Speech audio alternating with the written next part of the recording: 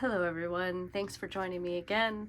I have a good thrift flip idea that I just wanted to share with you. I actually got these the other day at the Goodwill.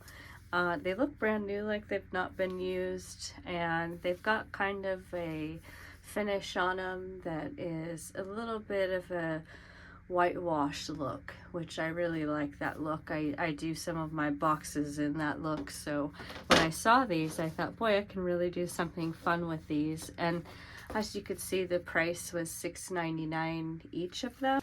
That's not a bad deal. I figured that that was something I could work with, especially being that there was two of them. Now my idea here is to set up a mossy forest look, kind of as if when you look through those really pretty garden gates and you see just this amazing old gate. I think that's kind of what in my mind I'm going for in this project itself. Hopefully this is a really good view for you guys. It is kind of a big project and it's very square, so hopefully I get to capturing everything properly for you. I've got this driftwood that I am going to be using. I do have some branches laid out that I'm kind of working with at the moment, so we'll see. I still am playing around with them because each piece has its own different side and what it looks like, so that's very appealing to me that I can work with these in a very fun way. And once I glue them, I could technically glue it in whichever direction I'm looking at. Like that. I kind of like that look. It would almost look like the handle to the garden gate is right here. So I think I'm going to play with that, and then I'm going to be adding moss around it as well. So let's do that. I'm going to hook up my glue gun and get that part going.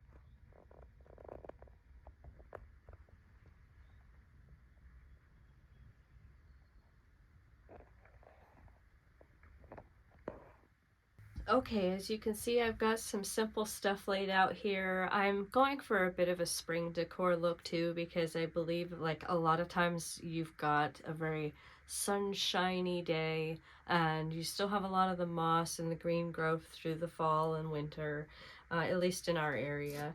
I'm in the Pacific Northwest, so moss is growing everywhere in very thick quantities, and in this case I like that Victorian or enchanted look, and I just thought that this looked more like a gate to me versus just kind of being decor. Of course it's decor, but in my mind I visually see it as a really pretty garden gate.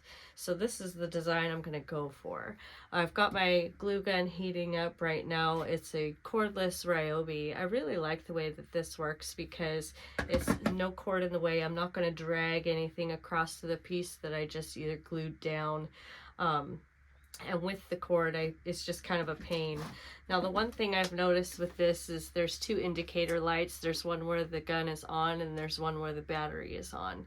Well, this is very sensitive. The gun will go in here, but sometimes I've noticed it's not necessarily staying on.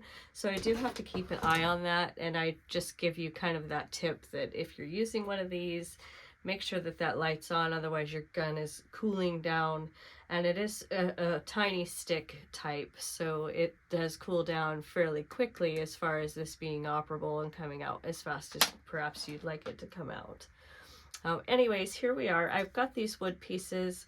I've definitely been playing around with it because I almost thought that this direction looked pretty because it kind of would fit up with that circle a little bit. But then I also didn't know that I wanted these to line up so differently because I felt like this lines up a little bit more equally to where it would look kind of like that handle, so to speak. Well, I'll glue this side on first and then see what I make of that.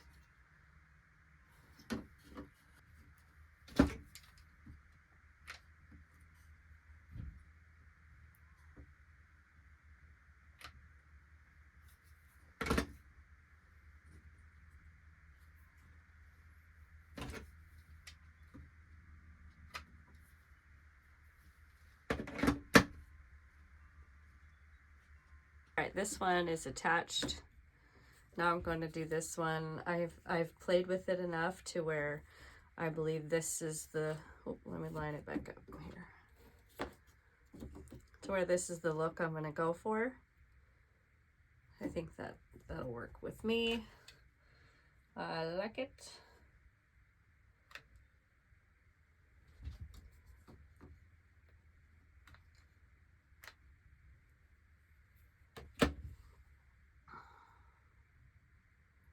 Just gonna hold it in place while the first set of glue dries up, and then I can go in and glue it again in areas to reinforce it.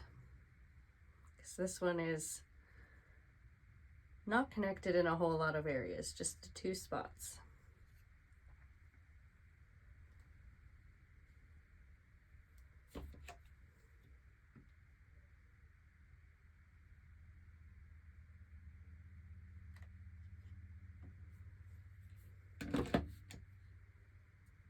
Am I the only one that thinks of a garden when you see something like this?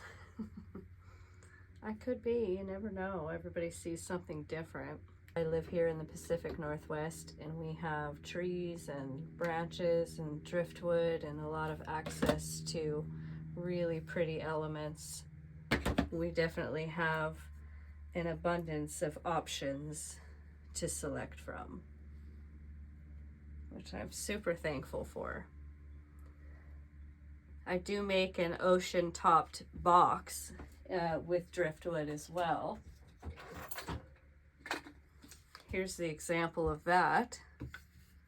So as you can see, the top, I've got the driftwood. This one is a little different from most of them that I make because I actually put the bridge underneath the piece of driftwood. But this is what I do typically with some of my boxes. There's lots of different stuff that I find around here that are natural elements that I can work with, and I really enjoy it. Okay everyone, so now I'm going to start in with the mossing elements. So this here is the top. The hanger part is on this end, so you can see the 2 hangers. I'll go through and pull all of these staples out as well when I've finished with the project. But now I'd like to do just some mossing detail. I'm not going to cover the whole thing. The details here are the actual shapes inside of the gating itself. I'm calling it a gate, so bear with me on that one. For the look of this, that's what I'm going for, more of the spring mossy garden gate that leads me to a beautiful garden of where I'm going to be working and cleaning and planting perhaps the new crop for the year, whatever. Anyways, that's my imagination going wild, I suppose. But here we go. I'm just going to go around and add a bit of glue and then a bit of the moss.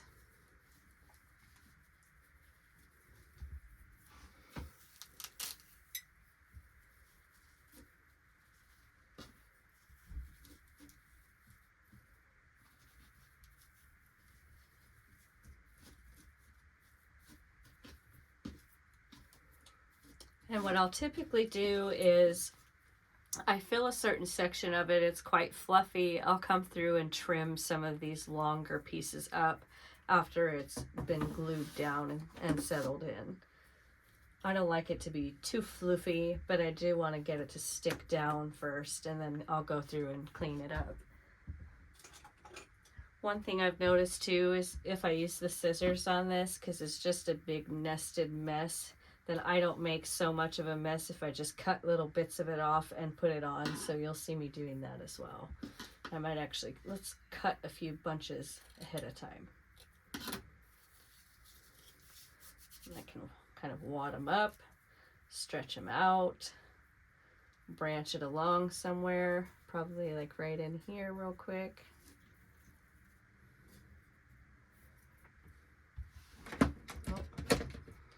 Give my gun a second because I didn't pop it down properly.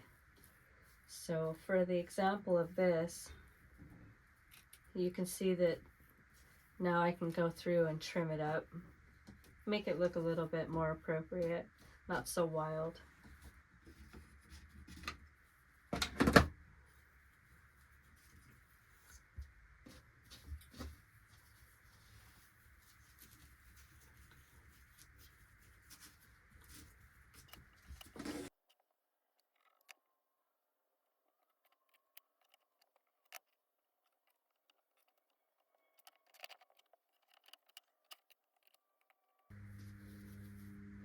I like to take these little bunches and kind of make a bit of a mess with them, but also loosening them up.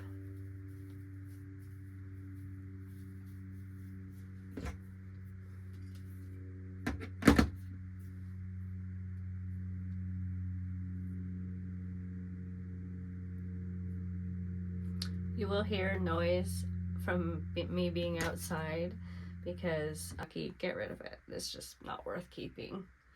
But if you just kind of slightly pull, you get a really good, pretty piece to work with, and you can make these larger pieces last quite long. Just work with it, let it do its tear the way it will naturally come apart, and then you've got a really nice piece to work with here.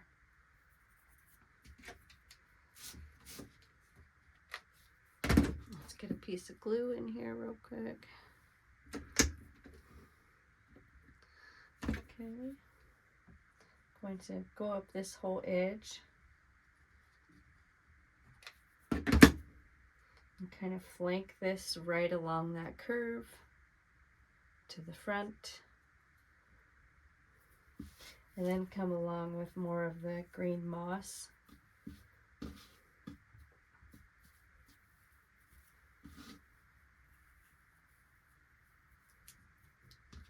To fill in the underside.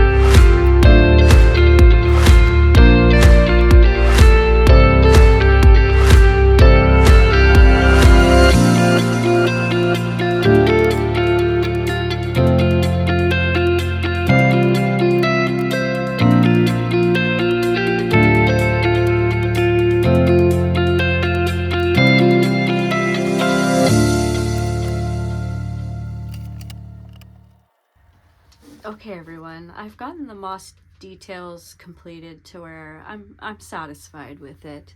I could trim up a little bit more, and I'm going to clean up the glue strands that seem to be everywhere, of course, after a project like this. But I want to give it a little bit of a springy touch. So I'm gonna clean up the moss here, and I'm going to grab some of my smaller artificial flowers and leaves and see what I can do to play with this and kind of give it even more life and three-dimensionalism with the elements that I'm going to add. I do really like this. This is pretty much what I was going for the moss details. This would be the bottom of it. That's the top up there. So as usual with most things, moss tends to kind of grow definitely thick down below and then a little bit more above as well. It just kind of sticks to everything here in our state. So anyways, this is exactly what I wanted to get done with it until I move to the next step. So I'm just going to clean up the mess and we will continue on. Okay, I have my two pieces here. I've got them laid out with the greeneries, and I think I'll just visually cut some and set some up and see what I like. I don't want to go too heavy with it because I'd like to use it for more than one season. So if I put a lot of the bright colors in a way that I can't remove them easily, that's going to be a little bit tricky for me to transition it back to more like a fall look if I wish. So I'm going to kind of keep this maybe a little bit more of like the spring greens versus spring florals, but like I said, I'm not quite sure yet. It's just time to play with it and see where I can place these pieces, these extra little elements, and give it some more details. And what I'll probably do is afterwards, if I need to cover up any of the greens, I'll pull out my moss mess again and then do that as well.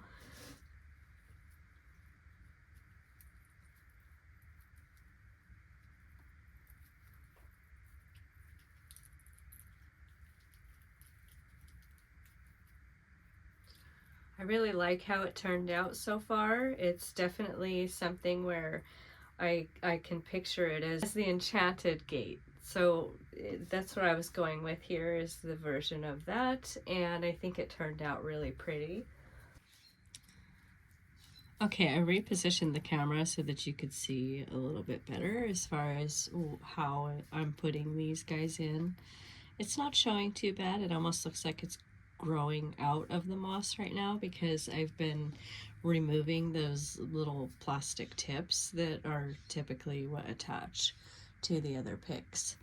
I am out in my shed, and this blue jay has just decided to come over and greet me with a ton of noise. So sorry about that in the background. You will hear things like that because, you know, I'm in an outdoor shed. This is my studio, but occasionally I'm out of control for how I can keep noise and such under control.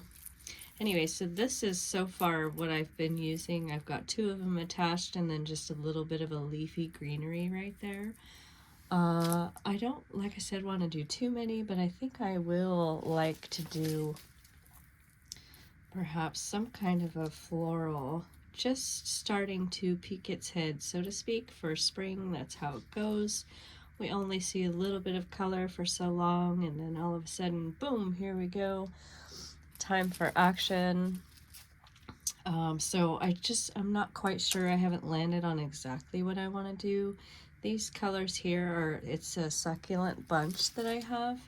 I was thinking about using these, but the color is so dark. I'm not sure that that's really jiving with me for spring. But these here have almost a pink texture, hue, whatnot to it. So let's see if I can pluck these off. Yep. So now it looks like a fresh growth kind of thing going on here, and I was thinking about tucking something like that in. I think that could work. Yeah. Okay, so I'm gonna turn the frame here a little bit, kind of prop it up, and then glue it right here. Gosh, that's gonna be a little tricky. Let me do something here. I think I'll have to glue this one from behind. There we go.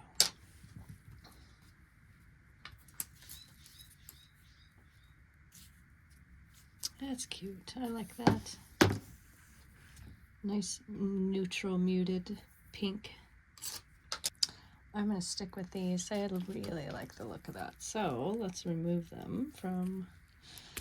I've got two more. Uh-oh, I popped a head off. I'll have to fix that. Oh, this one's really glued on, so I'm going to just cut it. I'll cut it right below that little arm. There we go. For now, I'll leave the rest attached. I'm uncertain if I'll use these or not, and I don't know. We'll see. For now, get this fixed.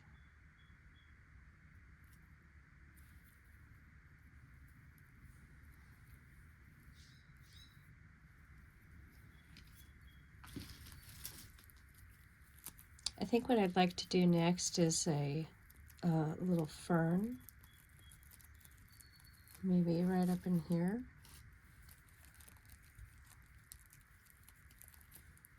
So I'm going to cut these in half.